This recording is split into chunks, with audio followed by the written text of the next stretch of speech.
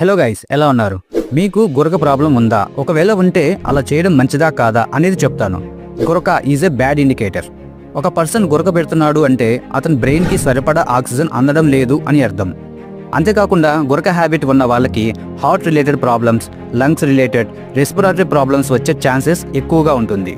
So గురక habit ఉన్న వాళ్ళు ఖచ్చితంగా రెస్పిరేటరీ స్పెషలిస్ట్, పల్మనాలజిస్ట్ని కన్సల్ట్ అవ్వండి. ఇలాంటి వీడియోస్ కోసం మన ఛానల్ని సబ్స్క్రైబ్ చేసుకోండి. Thank you guys. జై హింద్.